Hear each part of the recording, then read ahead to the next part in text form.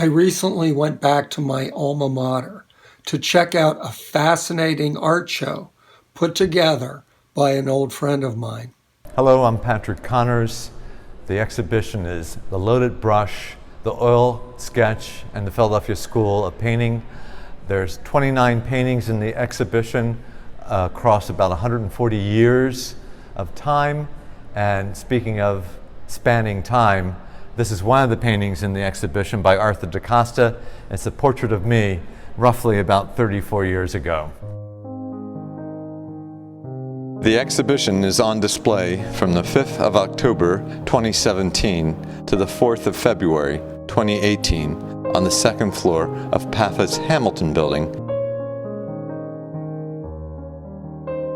This is a modest number of paintings when one considers the numerous oil sketches produced by this region's artists over that time period.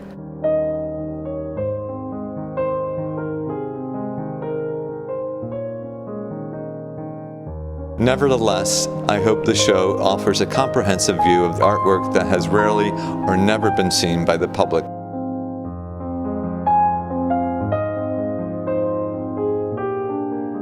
An oil sketch is generally regarded as a preparatory study for a finished painting.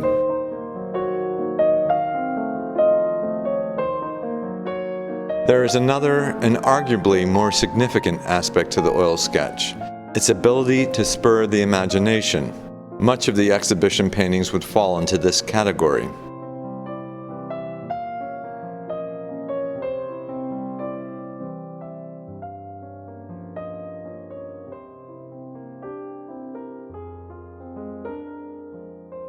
From its beginnings in 16th century Italy, the oil sketch has come a long way. In the realm of critical appreciation, the oil sketch's value increased with each successive wave of practitioners, critics, and connoisseurs. No longer restricted to preparatory studies, the oil sketch was used to make smaller copies of artwork, to rapidly work from nature, to reproduce imagery for pictorial analysis, to create gifts for patrons, and to work from one's imagination. Pat quotes an 18th century Parisian critic. Why does a fine sketch please us more than a fine picture? It is because there is more life in it and fewer details. In proportion as the artist introduces detail, the vivacity disappears. Why can a young student incapable of doing even a mediocre picture do a marvelous sketch? It is because the sketch is the product of fire and inspiration, while the picture is the product of labor, patience, lengthy study, and consummate experience in art. Is there anyone who knows how to preserve the liveliness of youth while introducing the formal details which are the hallmark of age?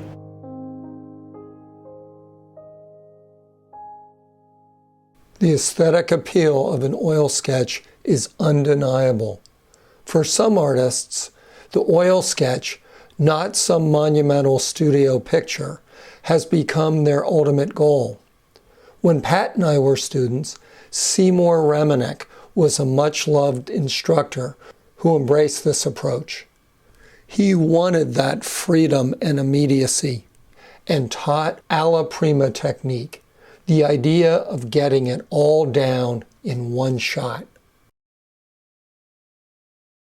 Stuart Chills became one of the best-known artists to have studied under Seymour Reminick.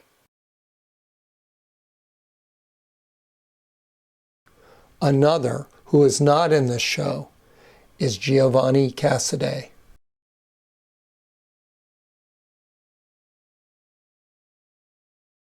The catalyst behind Patrick's show is his hero Thomas Eakins, who became a master of the oil sketch while studying at l'École des Beaux-Arts in Paris under Jean-Léon Gérôme. After his return to Philadelphia in 1870, oil sketching remained a significant part of his working routine. He started teaching in 1876 at the Pennsylvania Academy of Fine Arts. By 1879, so many artists had been inspired by Eakins' example that there was an identifiable Philadelphia school of oil sketching. The 3 oil sketches by Thomas Eakins offer insight into the artist's studio practice, his visual poetry, and his legacy.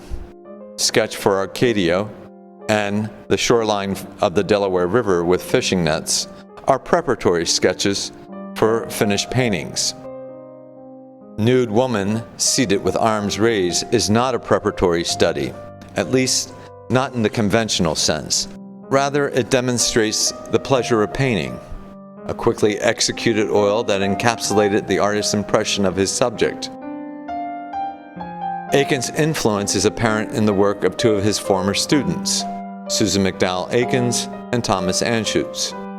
Susan McDowell Eakins' oil sketch Thomas Eakins working at an easel and Thomas Anschutz' study of a model share a dependence on light to reveal their visual poetry.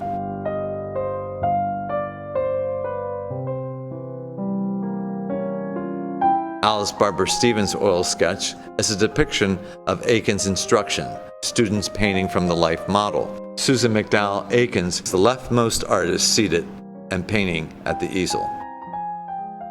Eakins' influence is less obvious in Arthur B. Carl's study for Helen Taylor. Yet Carls himself left no doubt about the older artist's impact.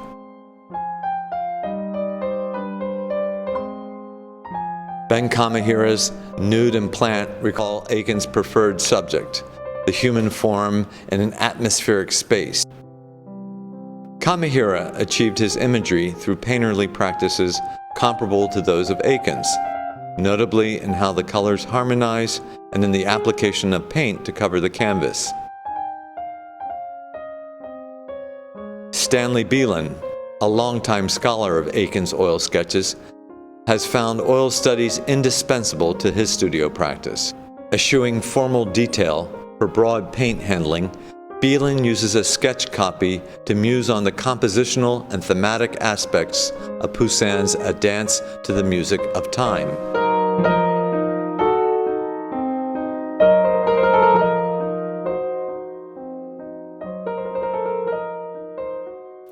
Even back in the 1970s, Pat had a scholarly bent.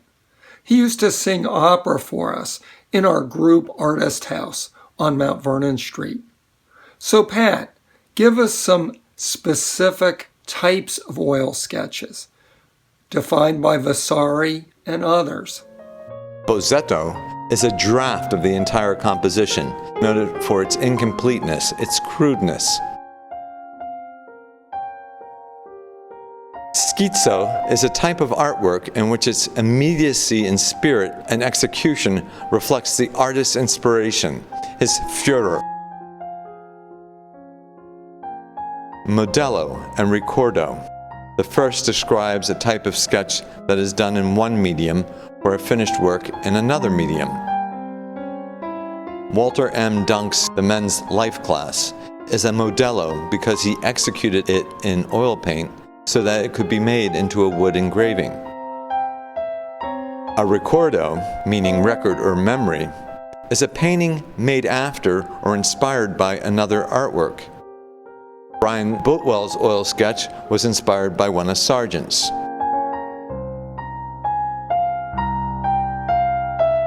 Macchia, literally a stain, is distinguished by the randomness and lack of definition. Leonardo suggested that artists should study walls smudged with stains because this is of great utility in stimulating the mind to different inventions.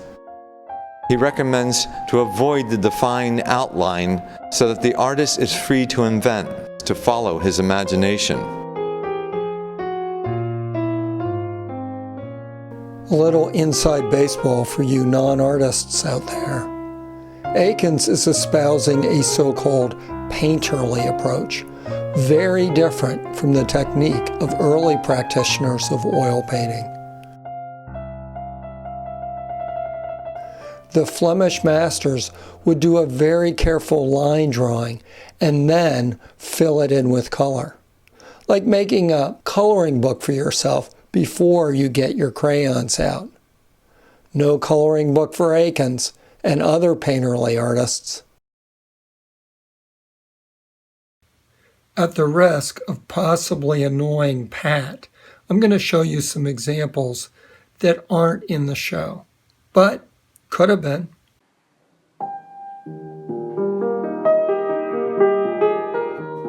So why are we so drawn to these quick and often roughly executed works of art?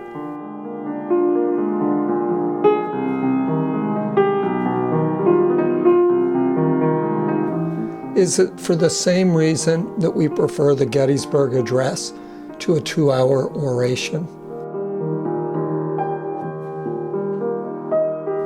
Is there something about an oil sketch that, like Twitter, fits the pace of our postmodern brains? Pat has a different answer. Sketches disclose the painter's thought, a valuable insight into a private and often unseen art.